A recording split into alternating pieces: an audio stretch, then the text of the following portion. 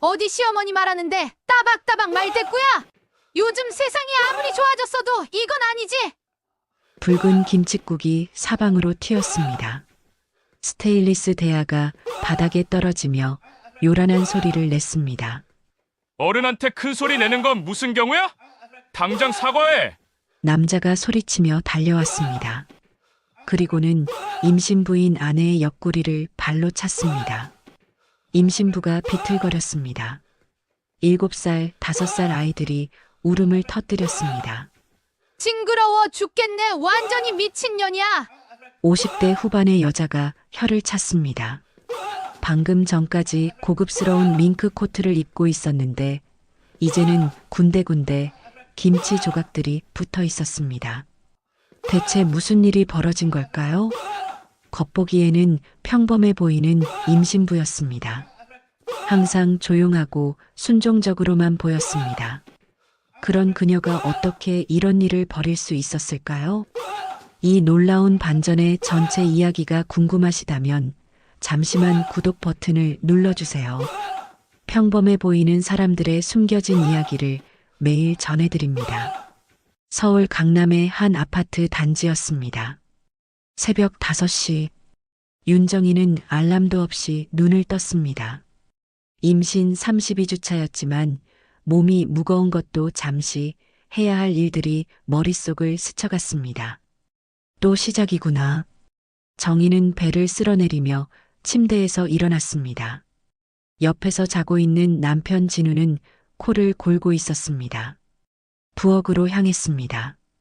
어제 저녁 설거지가 그대로 남아 있었습니다. 시어머니 박말자는 며느리가 하는 게 당연하다며 손 하나 까딱하지 않았습니다. 정희는 차가운 물에 손을 담그며 그릇들을 닦기 시작했습니다. 임신 중이라 배가 싱크대에 닿아 불편했지만 참았습니다. 벌써 일어났네. 시어머니가 거실로 나왔습니다. 머리에 파마 롤을 감고 있었습니다. 네, 어머니. 안녕히 주무셨어요? 주무시긴. 내가 설거지하는 소리에 잠이 깼지. 정희는 더 조용히 하려고 애썼습니다. 하지만 시어머니의 잔소리는 계속됐습니다. 임신했다고 유세하지 말고 집안일 좀 제대로 해. 우리 집은 동네에서도 체면 있는 집이라고. 네, 어머니. 정희는 대답만 했습니다. 목소리를 높이면 더 큰 잔소리가 돌아올 걸 알고 있었습니다. 시어머니는 소파에 앉아 아침 뉴스를 틀었습니다. 볼륨을 크게 해놓고는 머리 아프다며 투덜거렸습니다. 정희는 시어머니 아침밥을 차려야 했습니다. 김치찌개와 계란말이, 나물 반찬들을 준비했습니다. 배가 무거워 허리가 아팠지만 내색하지 않았습니다. 밥 차렸습니다. 이것밖에 안 돼? 진우 아빠가 살아계셨으면 이런 대충대충 차린 밥상 보고 기가 막혀 했을 거야. 시어머니는 젓가락을 들며 계속 불만을 표했습니다. 김치찌개도 싱겁고 계란말이도 타냄새 나고 손맛이 없어, 손맛이? 정희는 가만히 듣고만 있었습니다. 15년 동안 수없이 들어온 말들이었습니다. 아침 7시가 되자 아이들이 일어났습니다. 7살 지훈이와 5살 지민이었습니다. 엄마, 우리 아들들 일어났네. 얼굴 씻고 와. 정희는 아이들에게만큼은 환한 미소를 보였습니다. 아이들 아침밥을 따로 준비했습니다. 김에 밥을 싸서 먹기 좋게 만들어줬습니다. 할머니, 안녕하세요.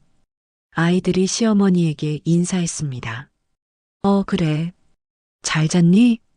시어머니는 손주들에게만큼은 다정했습니다. 하지만 곧 잔소리가 시작됐습니다. 엄마가 밥을 또 이렇게 대충 싸줬네. 할머니가 다시 해줄게. 괜찮아요, 할머니. 엄마가 맛있게 해줬어요. 지훈이가 엄마를 감쌌습니다. 정희는 고마우면서도 마음이 아팠습니다. 아이들까지 눈치를 보게 만드는 상황이었습니다. 오전 9시 진우가 출근 준비를 했습니다. 여보, 밥 먹고 가요. 응, 고마워. 진우는 간단히 식사를 마쳤습니다. 정희는 남편에게 말하고 싶은 게 많았지만 참았습니다. 그런데 말이야, 진우야. 시어머니가 아들을 불렀습니다. 네, 엄마. 내 와이프가 요즘 너무 게을러진 것 같아. 임신했다고 집안일 대충대충 하고. 정희는 가슴이 답답했습니다. 새벽 5시부터 일어나서 하루 종일 집안일을 하는데 게으르다는 소리를 들어야 했습니다. 엄마, 정희가 임신 중이라서. 임신이 무슨 병이야? 나도 너희들 낳을 때 끝까지 일했다. 진우는 더 이상 말하지 않았습니다. 어머니와 아내 사이에서 늘 이런 식이었습니다. 그냥 참아. 우리 엄마 성격 알잖아. 진우는 정희에게 작은 소리로 말했습니다. 이 말이 정희에게는 더 상처였습니다. 남편조차 자신의 편이 되어주지 않는다는 생각이 들었습니다. 다녀오겠습니다. 진우는 출근했고 정희는 또 하루를 시작해야 했습니다. 정희야. 시어머니가 불렀습니다. 네, 어머니. 오늘 친구들 와서 화투 치기로 했어. 간식 준비 좀 해놔. 알겠습니다. 정희는 대답했지만 마음속으로는 한숨이 나왔습니다. 임신 중인 몸으로 손님 접대 준비까지 해야 했습니다. 하지만 거절할 수는 없었습니다. 15년 동안 그래왔듯이 오늘도 참고 견뎌야 했습니다. 정희는 배를 쓸어내리며 마트에 갈 준비를 했습니다. 아직 아무도 모르고 있었습니다. 이 조용하고 순종적인 며느리가 어떤 면을 숨기고 있는지는. 오후 2시 정희는 마트에서 돌아와 간식 준비에 바빴습니다. 시어머니 친구들이 올 시간이 다가왔습니다.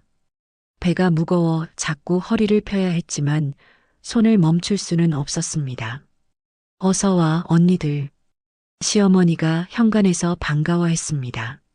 4명의 아주머니들이 들어왔습니다. 모두 비슷한 연령대로 보였습니다. 와, 말자야, 집이 정말 좋다. 역시 큰 집 며느리는 달라. 그러게 말이야.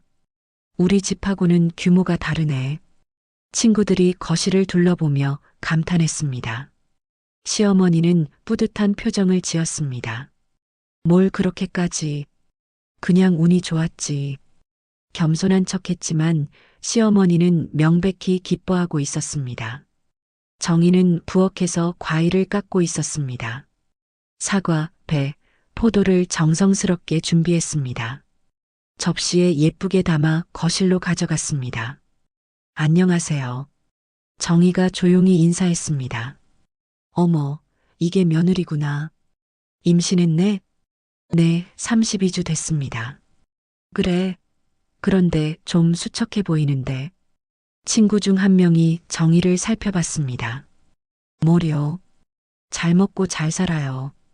시어머니가 끼어들었습니다. 그런데 요즘 며느리들은 참 편하게 사는 것 같아. 임신했다고 이것저것 다 피하고. 그러게 말이야. 우리 때는 임신해도 끝까지 일했는데. 친구들이 맞장구 쳤습니다. 정희는 가만히 듣고만 있었습니다. 우리 며느리도 그래. 임신했다고 눕기만 하려고 해. 시어머니가 본격적으로 불만을 터뜨렸습니다. 집안일은 대충대충 하고 손맛도 없고 요즘 며느리들이 다 그런가 봐. 정희의 얼굴이 빨갛게 달아올랐습니다. 하지만 여전히 아무 말도 하지 않았습니다. 그래도 아들이 좋아하니까 참고 있어. 참 대단하다, 말자야. 나 같으면 못 참을 것 같은데. 친구들은 시어머니를 위로했습니다. 정희는 부엌으로 돌아가 더 이상 듣지 않으려 했습니다. 하지만 목소리는 부엌까지 들렸습니다.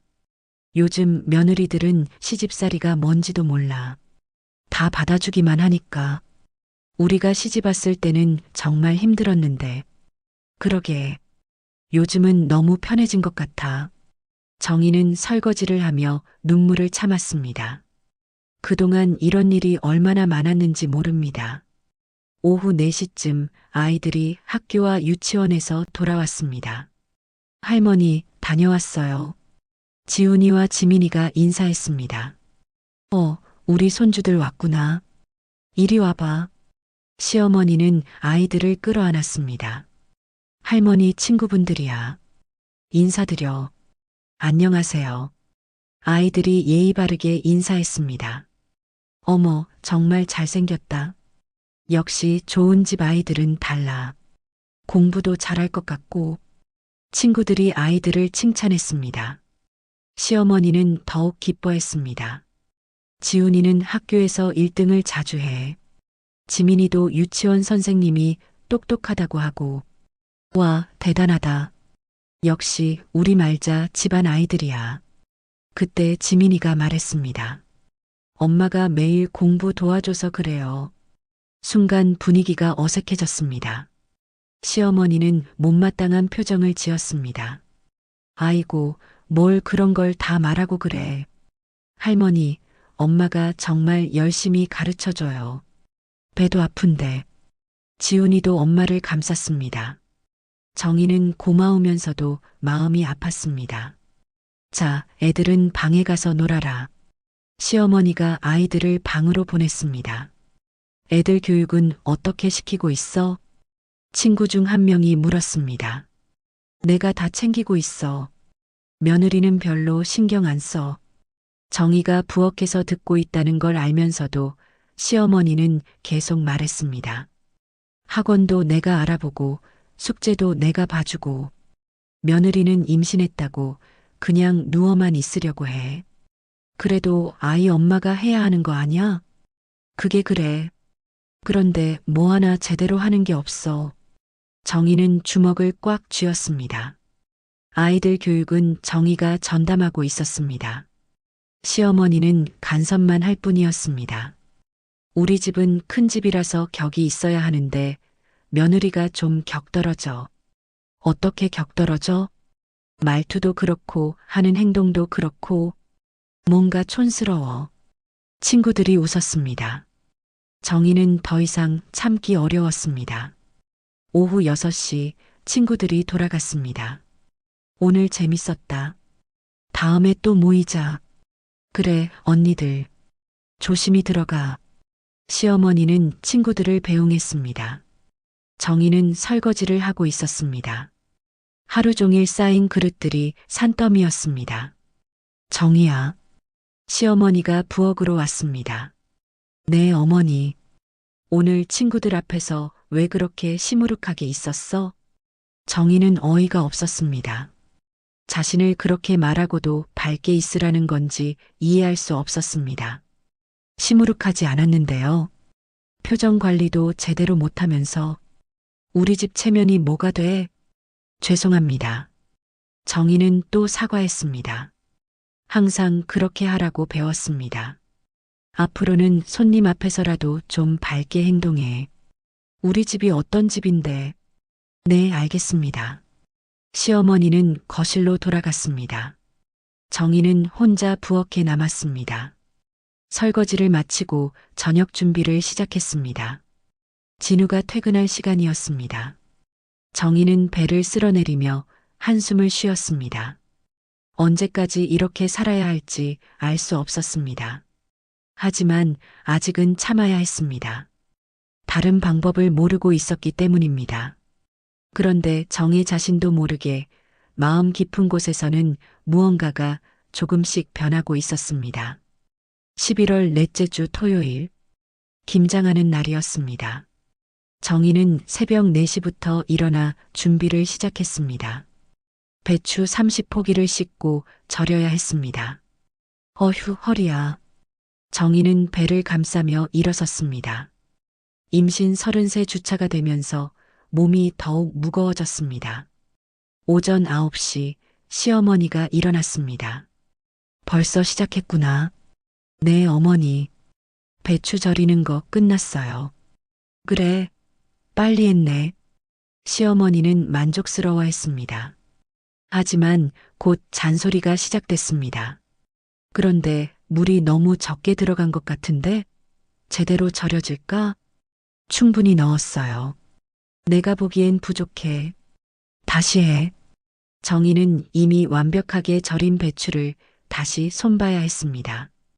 오전 10시 진우의 누나 가족이 왔습니다. 매년 김장은 온 가족이 함께 했습니다. 엄마, 저 왔어요. 미영이 왔구나. 수고했어. 시어머니는 딸에게는 다정했습니다. 정희야, 고생 많다. 누나 미영이 정희에게 인사했습니다. 아니에요, 언니. 당연한 거죠. 정희는 웃으며 대답했습니다. 하지만 시어머니는 딸 앞에서도 며느리를 깎아내렸습니다. 미영아, 내 올케가 요즘 좀 게을러졌어. 어머니, 임신 중이라서 그런 거죠. 임신이 무슨 병이야. 나도 너희들 뱃속에 있을 때 김장 다 했는데. 정희는 말없이 양념을 준비했습니다. 고춧가루, 젓갈, 마늘, 생강을 분량에 맞춰 섞었습니다. 오후 1시쯤 본격적인 김장이 시작됐습니다. 정희야, 양념이 좀 싱거운 것 같은데. 시어머니가 맛을 보더니 불만을 표했습니다. 다시 해봤는데요. 내 입맛이 틀렸다는 거야? 그런 게 아니라. 됐어. 내가 다시 해줄게. 시어머니는 정희가 만든 양념에 이것저것 더 넣었습니다. 정희가 공들여 맞춘 간이 완전히 달라졌습니다. 오후 3시 김장이 한창이었습니다. 정희는 무거운 배를 안고 쪼그리고 앉아 배추에 양념을 발랐습니다. 허리가 아파서 자꾸 일어나야 했습니다. 야, 제대로 발라. 이렇게 대충대충 하면 맛이 없어. 시어머니가 지적했습니다. 최대한 꼼꼼히 하고 있는데요. 최대한? 이게 최대한이야? 시어머니는 정희가 바른 배추를 다시 만져봤습니다. 여기 봐, 양념이 덜 들어갔잖아. 어디요? 정희가 다가가서 보려고 했습니다. 어디긴 어디야, 여기. 시어머니가 배추를 들어 보였습니다. 다시 해. 정희는 또다시 그 배추를 손봐야 했습니다. 오후 4시 정희는 화장실을 가려고 일어났습니다. 어디가? 화장실 좀. 지금 김장 다 끝나고 가지 뭘 그렇게 자주 가? 임신 중이라 자주 마려워서요. 핑계 대지 말고 빨리 끝내.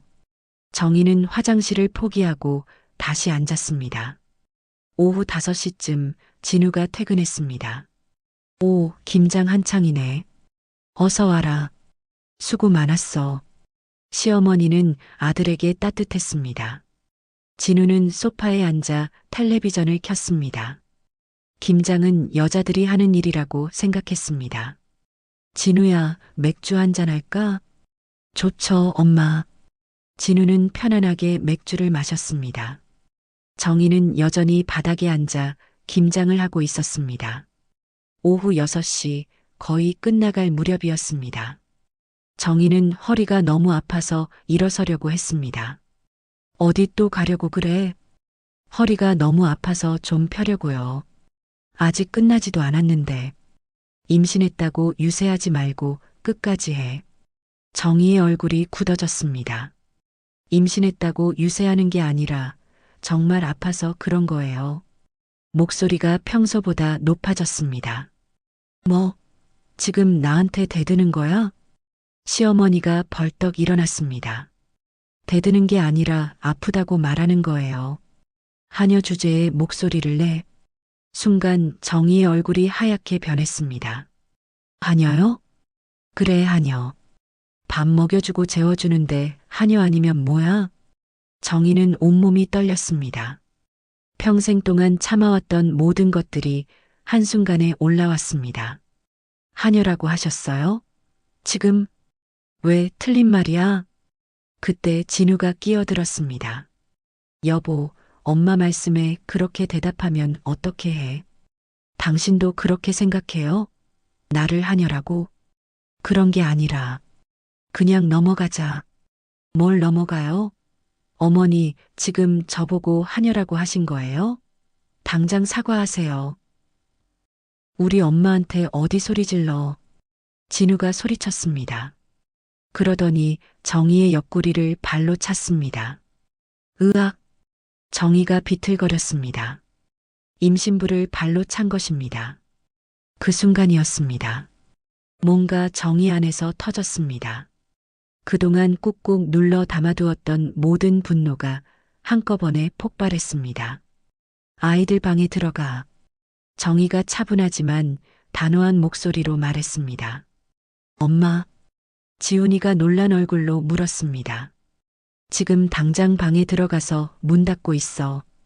아이들은 엄마의 달라진 분위기를 느끼고 방으로 들어갔습니다. 정희는 시어머니를 똑바로 쳐다봤습니다. 하녀요? 그래, 하녀. 시어머니가 다시 소리쳤습니다. 그러면서 정희 앞에 있던 김칫국 대야를 들어 올려 정희의 머리 위로 쏟아버렸습니다. 붉은 김칫국이 정희의 머리 위로 쏟아졌습니다. 그 순간 정희는 미동도 하지 않았습니다. 김치 조각들이 머리카락에 붙어 있었지만 표정 하나 변하지 않았습니다. 오히려 웃었습니다. 그렇게 나오시는군요. 정희는 천천히 일어났습니다. 그리고는 자신 앞에 있던 김치통을 들어 올렸습니다. 정희야, 뭐 하는 거야? 진우가 소리쳤지만 이미 늦었습니다. 철푸덕? 정희가 김치를 시어머니의 명품 밍크 코트 위에 그대로 엎어버렸습니다. 빨간 김치와 양념이 하얀 밍크 털 사이사이로 스며들었습니다. 미쳤나? 시어머니가 경악했습니다. 네, 미쳤어요. 이제야 정신이 들었어요. 정희는 더 이상 예전의 정희가 아니었습니다. 다음 날 일요일 오전, 정희는 평상시와 똑같이 새벽 5시에 일어났습니다. 어제 일이 마치 꿈이었던 것처럼 조용히 아침 준비를 했습니다. 시어머니는 아직 일어나지 않았습니다. 어젯밤 밍크 코트 세탁 때문에 늦게까지 야단법석이었습니다. 엄마, 괜찮아요? 지훈이가 정희에게 다가왔습니다. 괜찮아, 아들아. 걱정하지 마. 정희는 아이를 끌어안았습니다. 어제 아이들 앞에서 벌어진 일이 미안했습니다. 오전 9시 시어머니가 일어났습니다. 정희야. 목소리가 평소보다 날카로웠습니다. 네, 어머니. 어제 일 어떻게 할 거야? 죄송합니다. 정희는 고개를 숙였습니다. 하지만 후회하지는 않았습니다. 죄송하긴 뭘 죄송해. 완전히 미친 거야. 시어머니가 소리쳤습니다. 그 코트가 얼마인 줄 알아? 500만 원짜리야. 정희는 놀랐지만 표정을 감췄습니다. 세탁비라도 드릴게요. 세탁비? 그걸로 되는 문제야? 시어머니는 화가 나서 어쩔 줄 몰랐습니다. 오전 10시 진우가 일어났습니다. 여보, 어제 왜 그랬어? 진우는 정희를 다그쳤습니다. 당신이 나를 발로 찼잖아요. 그건 엄마가 화나서 그런 거고 임신부를 발로 차는 게 정상인가요? 정희의 목소리는 차분했습니다. 하지만 그 차분함이 오히려 더 무서웠습니다. 미안해. 그런데 우리 엄마한테는 사과해야 할 거 아냐? 사과요? 정희가 되물었습니다. 당연하지. 어른한테 그렇게 할 수 있어? 어른이면 임신부를 하녀라고 불러도 되나요? 진우는 할 말이 없었습니다. 오후 2시 시어머니가 어디론가 전화를 걸었습니다. 여보세요? 정신건강복지센터죠? 정희는 부엌에서 설거지를 하며 들었습니다. 우리 며느리가 정신적으로 이상한 것 같아서요. 정희의 손이 잠시 멈췄습니다. 임신 중인데 갑자기 폭력적으로 변했어요. 어제는 저한테 음식을 던지기까지 했어요. 시어머니는 사실을 왜곡해서 말했습니다. 네, 가정방문 상담 신청하고 싶어요. 전화를 끊은 후 시어머니는 만족스러운 표정을 지었습니다. 이제 내 정체가 드러날 거야. 정희는 아무 말도 하지 않았습니다. 하지만 마음속으로는 다른 생각을 하고 있었습니다. 오후 3시 정희는 조용히 자신의 방으로 들어갔습니다. 그리고 서랍 깊숙한 곳에서 무언가를 꺼냈습니다. 작은 녹음기였습니다. 정희는 녹음기를 확인했습니다. 지난 몇 달 동안 몰래 녹음해둔 파일들이 있었습니다. 임신했다고 유세냐? 하녀 주제에 목소리를 내. 우리 집 피로 크는 거야. 내 건 필요 없어. 시어머니의 목소리가 선명하게 들렸습니다. 정희는 작은 미소를 지었습니다. 아무도 모르게 준비해온 것들이 있었습니다. 화요일 오전 10시 정신건강복지센터에서 상담사가 왔습니다. 안녕하세요. 김은영 상담사입니다. 네, 안녕하세요. 수고하세요. 시어머니가 반갑게 맞았습니다. 어디 계세요? 저예요. 정희가 나타났습니다. 단정한 옷차림에 차분한 표정이었습니다. 안녕하세요. 상담사는 정희를 보고 의외라는 표정을 지었습니다. 전화로 들었던 것과는 달랐습니다. 일단 말씀 들어보겠습니다. 상담이 시작됐습니다. 시어머님께서 며느님이 정신적으로 불안하다고 하셨는데, 네, 맞아요. 갑자기 폭력적으로 변했어요. 시어머니가 설명했습니다. 구체적으로 어떤 행동을 하셨나요? 음식을 저한테 던졌어요. 아무 이유 없이요. 아무 이유 없이요? 상담사가 정희를 쳐다봤습니다. 정희 씨, 어떻게 생각하세요? 이유가 있었습니다. 정희가 차분히 대답했습니다. 어떤 이유죠? 저를 하녀라고 부르셨거든요. 임신 중인 며느리한테요. 상담사의 표정이 변했습니다. 하녀라고요? 네. 그리고 제 남편이 저를 발로 찼습니다. 임신 부인 저를요. 시어머니가 당황했습니다. 그건 증거가 있나요? 상담사가 물었습니다. 정희는 조용히 휴대폰을 꺼냈습니다. 녹음이 되어 있습니다. 뭐? 시어머니가 깜짝 놀랐습니다. 정희는 녹음 파일을 재생했습니다. 임신했다고 유세냐? 손 하나 까딱 안 하고 격떨어진다. 하녀 주제에 목소리를 내. 우리 집 피로 크는 거야. 내 건 필요 없어. 시어머니의 목소리가 생생하게 들렸습니다. 상담사는 충격받은 표정이었습니다. 이건 언제부터 녹음하신 건가요? 몇 달 전부터요. 나중에 문제가 될 것 같아서요. 정희는 담담하게 말했습니다. 시어머님, 이게 사실인가요? 상담사가 시어머니를 쳐다봤습니다. 그건 화가 나서 임신부에게 이런 언어 폭력을 가하시고 가족이 신체 폭력까지 했다면 이건 가정폭력입니다. 상담사는 심각한 표정이었습니다. 정신건강 상담 대상은 며느님이 아니라 다른 분들 같은데요. 뭐라고요? 시어머니가 벌떡 일어났습니다. 아동이 있는 가정에서 이런 폭력이 있었다면 아동보호 신고도 고려해야 합니다. 상담사의 말에 시어머니는 완전히 당황했습니다. 아니에요. 그런 게 아니에요. 녹음 내용을 들어보니 정희 씨는 오히려 매우 이성적으로 대응하신 것 같습니다. 정희는 조용히 미소를 지었습니다. 그동안 참으셨을 텐데 많이 힘드셨겠어요. 상담사가 정희에게 말했습니다. 시어머니는 할 말을 잃었습니다.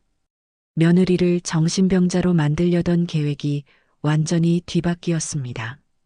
상담이 끝난 후 상담사는 시어머니에게 말했습니다. 앞으로 이런 일이 재발하면 신고 의무가 있다는 점 알아두시기 바랍니다. 상담사가 떠난 후 집안은 조용했습니다.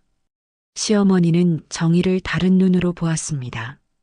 이 며느리가 그냥 순한 여자가 아니라는 걸 처음으로 깨달았습니다. 정희는 여전히 차분했습니다.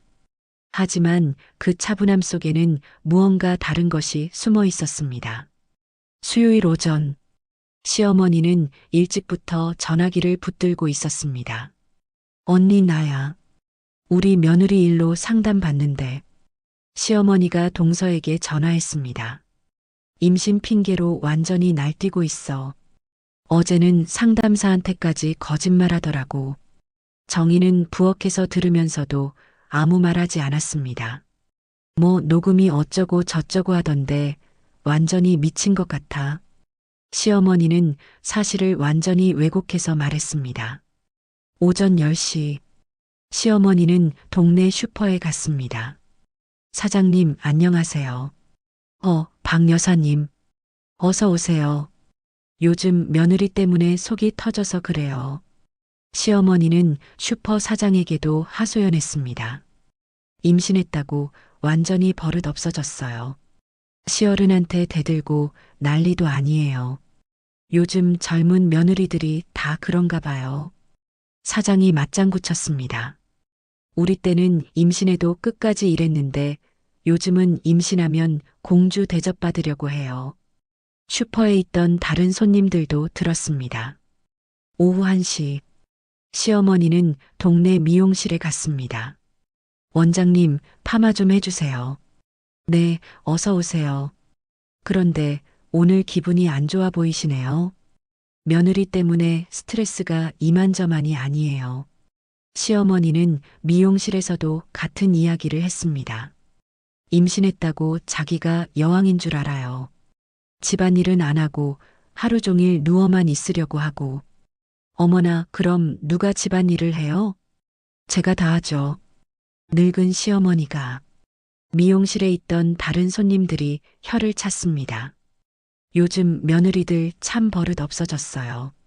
그러게 말이에요. 우리 때는 상상도 못했는데. 오후 3시 정희는 병원에 갔습니다. 정기검진 날이었습니다. 선생님 안녕하세요. 어서 오세요. 몸은 어때요? 괜찮습니다. 하지만 정희는 의사에게 솔직하게 말했습니다. 사실 요즘 스트레스를 많이 받고 있어요. 어떤 스트레스인가요? 시댁에서 임신 중인데도 무리한 일을 시켜서요. 의사는 심각한 표정이 되었습니다. 구체적으로 어떤 일들이요?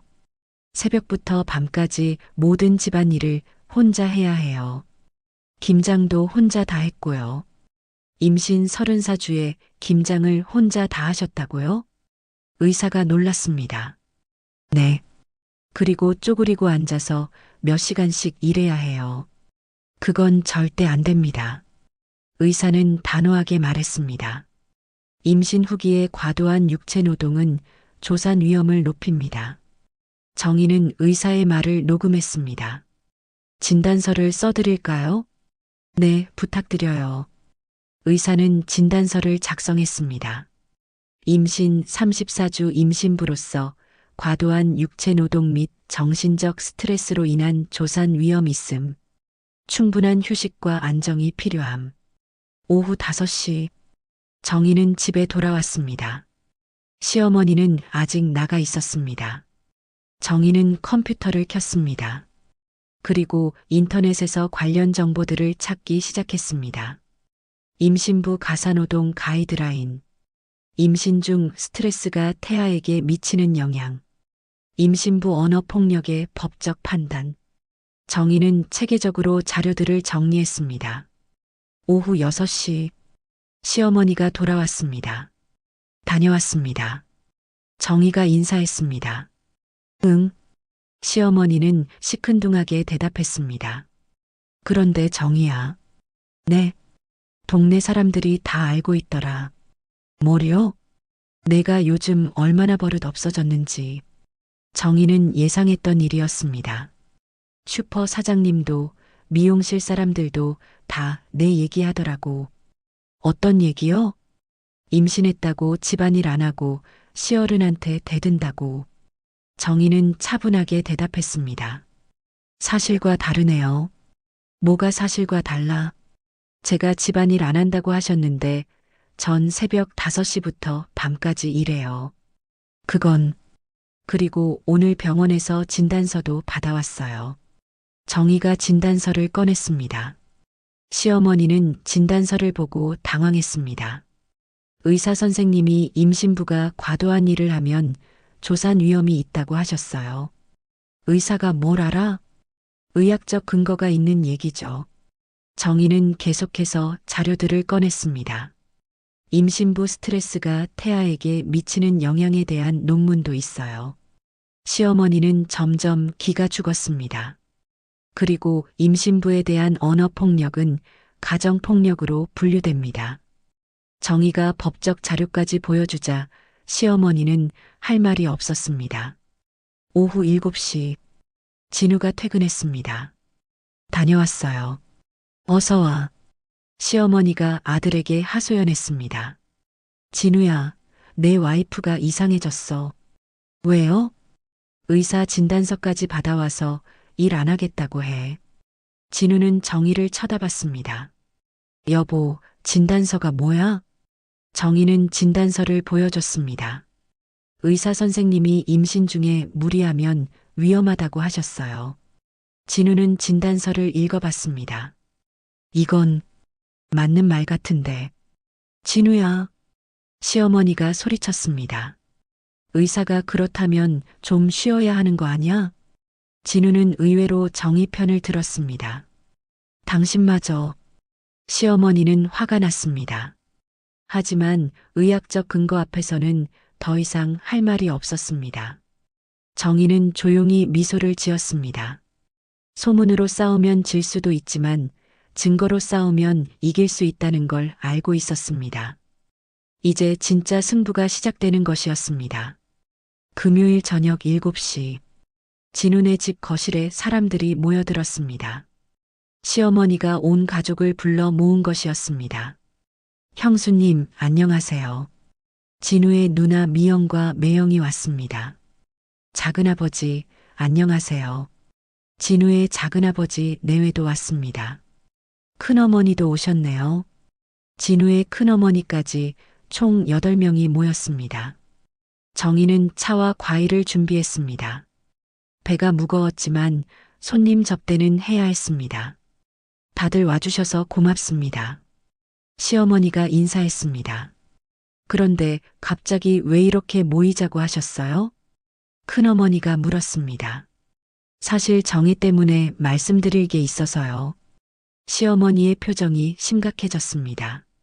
정희가 왜요? 미영이 걱정스럽게 물었습니다. 요즘 임신했다고 완전히 버릇 없어졌어요. 시어머니가 본격적으로 이야기를 시작했습니다. 집안일은 안 하고 시어른한테 대들고 급기야는 저한테 음식까지 던졌어요. 친척들이 놀란 표정을 지었습니다. 정말요? 네. 김장날에 김치를 제 코트에 던졌어요. 500만 원짜리 밍크 코트예요. 어머나. 친척들이 경악했습니다. 그래서 정신건강복지센터에 신고까지 했어요. 신고까지요? 네. 그런데 정희가 상담사한테 거짓말을 해서 오히려 저를 나쁜 사람으로 만들더라고요. 시어머니는 계속해서 정희를 나쁘게 말했습니다. 도대체 정희가 뭘 잘못했다는 거예요? 작은아버지가 물었습니다. 임신했다고 아무 일도 안 하려고 해요. 새댁 때부터 지금까지 키워준 은혜는 생각도 안 하고. 정희는 조용히 듣고 있었습니다. 정희야, 너는 어떻게 생각하니? 큰어머니가 정희에게 물었습니다. 저도 할 말이 있습니다. 정희가 일어났습니다. 뭔 할 말이 있어? 시어머니가 날카롭게 말했습니다. 우선 사실관계부터 정정하겠습니다. 정희는 차분하게 말을 시작했습니다. 저는 집안일을 안 한 적이 없습니다. 새벽 5시부터 밤까지 모든 집안일을 제가 합니다. 거짓말하지 마. 증거가 있습니다. 정희가 휴대폰을 꺼냈습니다. 뭐? 시어머니가 당황했습니다. 정희는 녹음 파일을 재생했습니다. 임신했다고 유세냐? 손 하나 까딱 안 하고 격 떨어진다. 친척들이 깜짝 놀랐습니다. 이건 언제 녹음한 거야? 지난주입니다. 이런 말씀을 자주 하셔서 녹음해뒀습니다. 하녀 주제에 목소리를 내 더 충격적인 말이 나왔습니다. 친척들의 표정이 굳어졌습니다. 말자야, 정말 이렇게 말했어? 큰어머니가 물었습니다. 그건 화가 났다고 임신부를 하녀라고 불러도 돼? 작은아버지가 따졌습니다. 정희는 계속해서 자료들을 꺼냈습니다. 병원 진단서도 있습니다. 정희가 진단서를 보여줬습니다. 의사 선생님이 임신 중 과도한 일은 조산 위험이 있다고 하셨어요. 미영이 진단서를 읽어봤습니다. 언니, 이거 맞는 말이에요. 임신 후기에 무리하면 정말 위험해요. 그리고 이건 가정폭력 상담 자료입니다. 정희가 또 다른 서류를 꺼냈습니다. 임신부에 대한 언어폭력과 신체폭력이 가정폭력에 해당한다는 내용이에요. 신체폭력? 큰어머니가 놀랐습니다. 네. 제 남편이 저를 발로 찼습니다. 임신부인 저를요. 모든 시선이 진우에게 향했습니다. 진우야, 정말이야? 작은아버지가 물었습니다. 진우는 고개를 숙였습니다. 죄송합니다. 분위기가 완전히 뒤바뀌었습니다. 그리고 이건 육아일기입니다. 정희가 수첩을 꺼냈습니다. 제가 아이들을 어떻게 돌봤는지 기록해뒀어요. 수첩에는 아이들 학습 진도, 건강 상태, 하루 일과가 자세히 적혀 있었습니다. 와, 이렇게 자세히 기록을 했구나. 미영이 감탄했습니다. 제가 아이들 교육을 소홀히 했다고 하셨는데 사실은 제가 전담하고 있었어요. 이건 가계부입니다. 정희가 또 다른 수첩을 꺼냈습니다. 생활비를 어디에 얼마나 썼는지 모두 기록해뒀어요. 가계부에는 식비, 교육비, 생활용품비까지 모든 지출이 적혀 있었습니다. 제가 돈을 함부로 쓴다고 하셨는데 모든 지출에는 이유가 있었어요. 친척들은 완전히 충격받았습니다. 정희가 이렇게까지 체계적으로 살림을 했다고? 그런데 왜 말자는 정희를 그렇게 말한 거야? 큰어머니가 시어머니를 째려봤습니다. 저는 몰랐어요. 시어머니는 변명할 말이 없었습니다. 몰랐다고? 같은 집에 살면서? 아니면 알면서도 일부러 그런 거야? 친척들의 추궁이 시작됐습니다. 정희는 마지막 카드를 꺼냈습니다. 그리고 이건 김장날 영상입니다. 영상? 정희가 휴대폰에서 영상을 재생했습니다. 김장하는 모습이 나왔습니다. 제가 김장을 혼자 다 준비하는 모습이에요. 영상에는 정희가 새벽부터 배추를 씻고 절이는 모습이 담겨 있었습니다. 임신 중인 몸으로 이 모든 걸 혼자 했다고? 미영이 눈물을 글썽였습니다. 그런데 시어머님은 정희를 게으르다고 하셨어요. 친척들의 분위기가 완전히 정희 편으로 돌아섰습니다. 말자야, 너무했다. 임신부한테 어떻게 그럴 수 있어? 정희야, 많이 힘들었겠다. 시어머니는 모든 친척들의 비난을 받았습니다. 저는 진짜 몰랐어요. 몰랐으면 미안하다고 해야지. 큰어머니가 소리쳤습니다. 시어머니는 어쩔 수 없이 정희 앞에 섰습니다. 미안하다, 정희야. 하지만 그 사과는 진심이 아니었습니다. 친척들 앞에서 어쩔 수 없이 하는 사과였습니다. 정희는 그것을 알고 있었습니다. 하지만 일단은 이겼습니다. 모든 친척들 앞에서 진실을 밝혔습니다. 이제 더 큰 변화가 시작될 것이었습니다. 토요일 오전, 가족회의가 끝난 다음 날이었습니다. 집안 분위기는 완전히 바뀌어 있었습니다. 시어머니는 어제 일 이후로 정희와 눈도 마주치지 않았습니다. 친척들 앞에서 망신을 당한 충격이 컸습니다. 진우는 평소보다 일찍 일어났습니다. 여보, 어제 일 때문에 얘기 좀 하자. 무슨 얘기요? 정희는 차분하게 반응했습니다. 미안해. 내가 너무 몰랐던 것 같아. 뭘 몰랐다는 거예요? 내가 이렇게 힘들어하는 줄 몰랐어. 정희는 씁쓸하게 웃었습니다. 정말 몰랐어요? 아니면 모른 척 했어요? 진우는 대답하지 못했습니다. 15년 동안 제가 얼마나 힘들어했는지 정말 몰랐나요? 정희의 목소리에는 분노보다 실망이 섞여 있었습니다. 그건 아니면 알았지만 편한 쪽을 선택한 거예요? 진우는 고개를 숙였습니다. 오전 10시 정희는 진우에게 본격적으로 말을 시작했습니다. 당신이 저를 발로 찬 게 제일 아팠어요. 미안해. 그때 너무 화가 나서. 화가 났다고 임신부를 발로 차도 되나요? 정희는 눈물을 참으며 말했습니다. 당신 어머니가 저를 하녀라고 불렀을 때 당신이 제 편이 되어줄 거라고 생각했어요. 진우는 할 말이 없었습니다. 그런데 당신은 오히려 저를 발로 찼어요. 뱃속에 당신 아이가 있는데도. 정말 미안해. 그때 정신이 없었어. 정신이 없었다고요? 정희의 목소리가 높아졌습니다. 당신에게는 아내와 아이보다 어머니가 더 중요한가 봐요. 진우는 더 이상 변명할 수 없었습니다. 오전 11시 시어머니가 거실로 나왔습니다. 진우야, 출근 안 해? 엄마, 잠깐 얘기 좀 해요. 무슨 얘기? 어제 일 때문에요. 진우는 어머니 앞에 섰습니다. 엄마, 정희한테 너무 심했어요. 뭐가 심해? 며느리 교육시킨 건데. 교육이요? 하녀라고 부르는 게 교육이에요? 시어머니는 당황했습니다. 아들이 이렇게 나온 적이 없었습니다. 그건 화가 나서. 화가 났다고 임신부한테 그런 말을 해도 되나요? 진우야, 내가 왜 이래? 저도 잘못했어요. 정희를 발로 찼으니까요.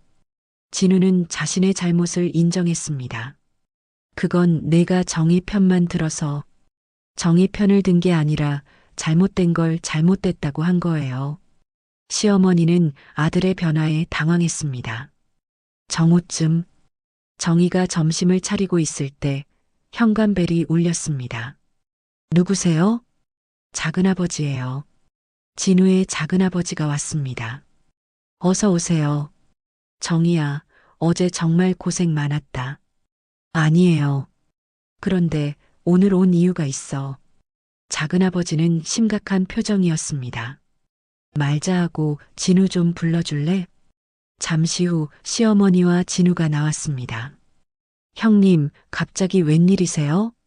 앉아보자. 작은아버니가 말했습니다.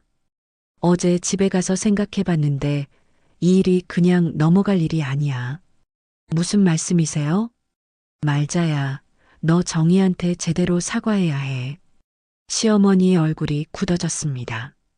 저는 어제 사과했는데요. 그게 사과야? 어쩔 수 없이 한 건 사과가 아니야. 작은아버지는 단호했습니다. 그리고 진우 너도 마찬가지야. 저는 임신부 와이프를 발로 찬 걸 어떻게 생각해?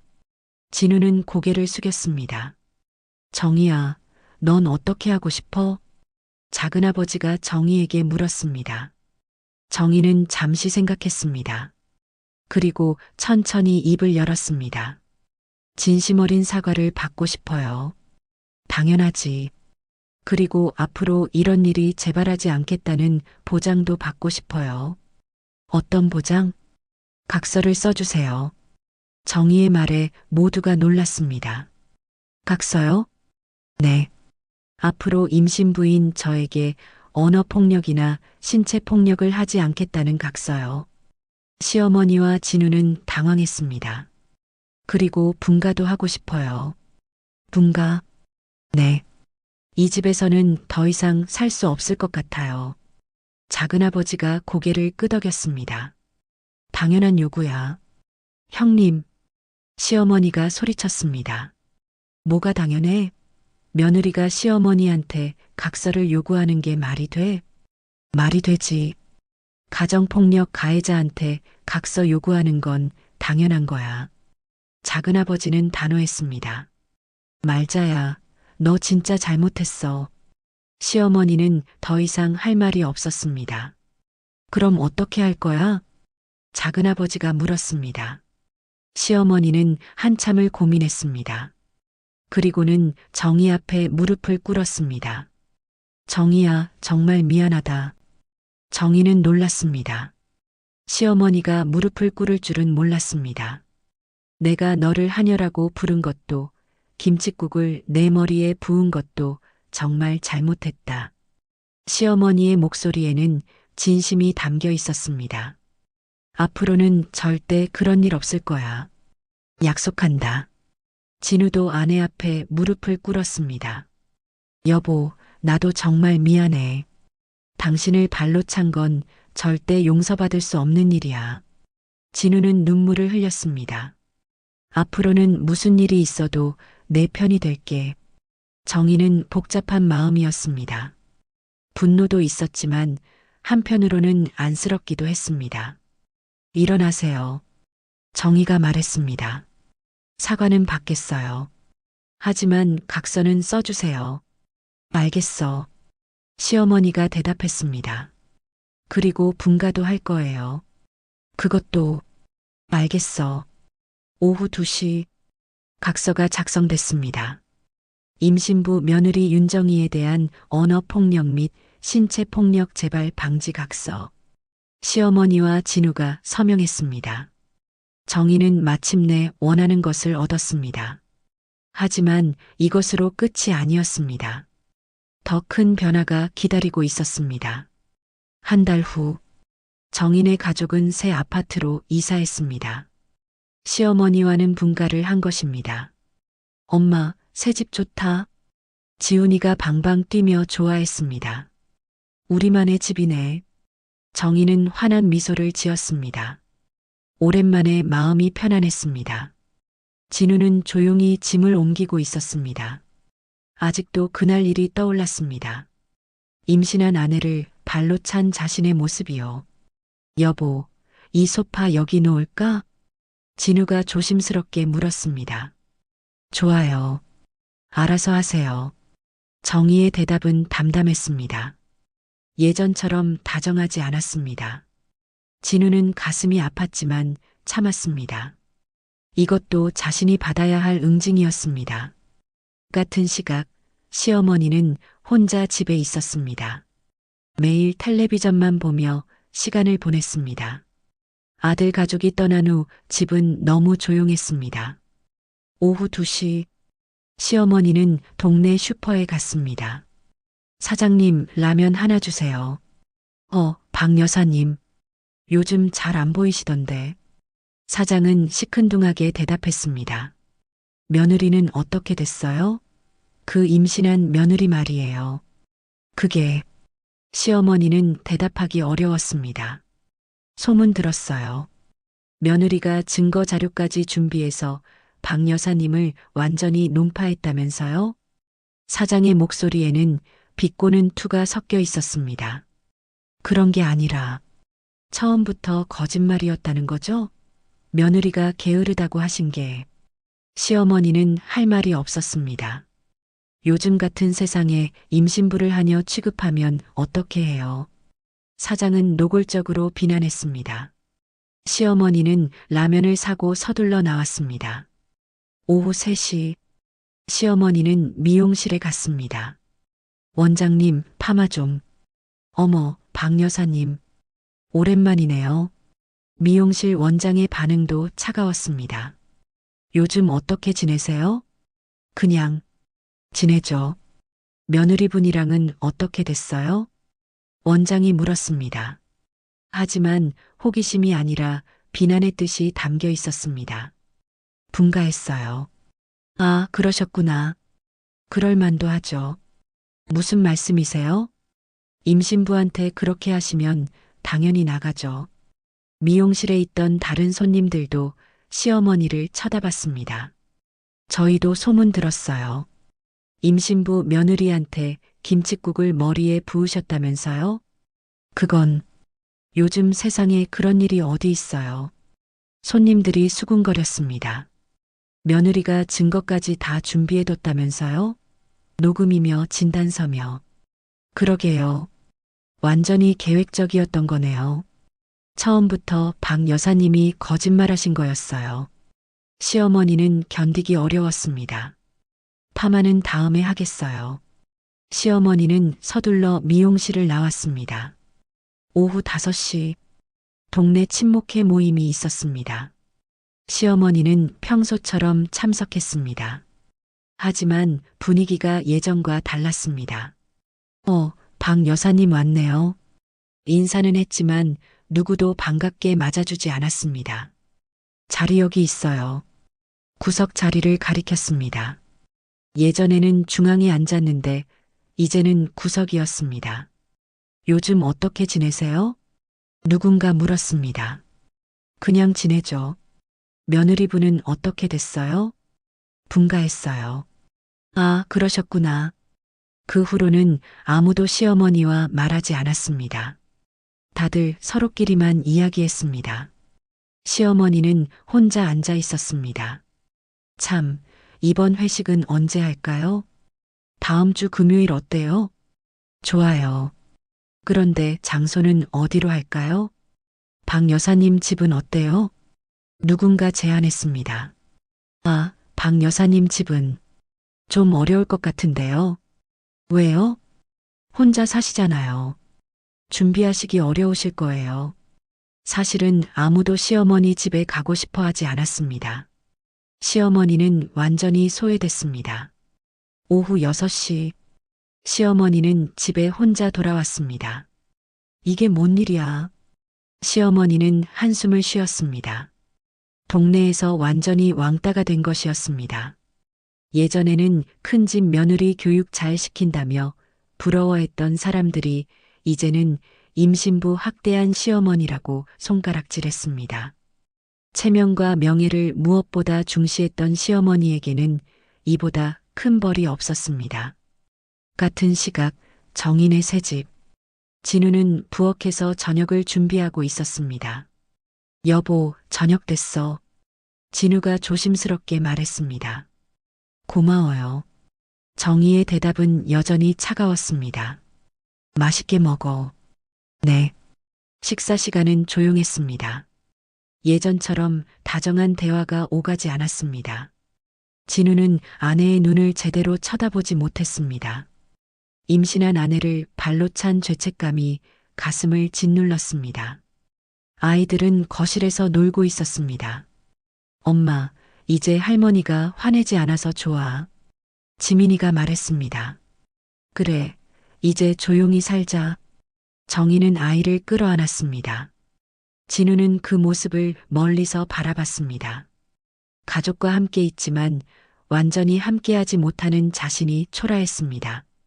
밤 9시 아이들을 재운 후 정희는 혼자 거실에 앉았습니다. 진우는 방에서 각서를 다시 읽어봤습니다. 자신이 서명한 각서였습니다. 앞으로 아내를 존중하고 보호하겠습니다.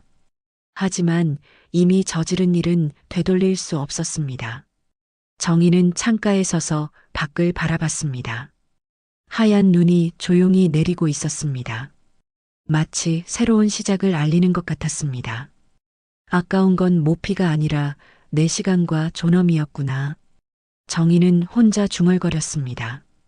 이제는 내가 나를 지킬 수 있어. 정희는 배를 쓰다듬으며 미소를 지었습니다. 오랜 참음의 시간이 끝났습니다. 이제는 당당하게 자신의 삶을 살 수 있었습니다. 남편과의 관계가 예전처럼 돌아갈지는 모릅니다. 어쩌면 영원히 돌아가지 않을지도 모릅니다. 하지만 그것도 괜찮았습니다. 중요한 건 자신을 지키는 것이었으니까요. 창밖에서는 계속 눈이 내렸습니다. 모든 것을 하얗게 덮으며 새로운 세상을 만들어가고 있었습니다. 정희에게도 새로운 인생이 시작된 것입니다. 진정한 승리는 상대를 무너뜨리는 것도 관계를 회복하는 것도 아니었습니다. 자신의 존엄을 지키고 더 이상 누구에게도 굴복하지 않는 것. 그것이 진짜 승리였습니다. 그리고 정희는 마침내 그것을 해냈습니다. 여러분, 이 이야기를 어디에서 듣고 계시나요? 댓글로 알려주시면 감사한 마음을 담아 인사드리겠습니다. 지금까지 사연 빛나는 밤이었습니다. 감사합니다.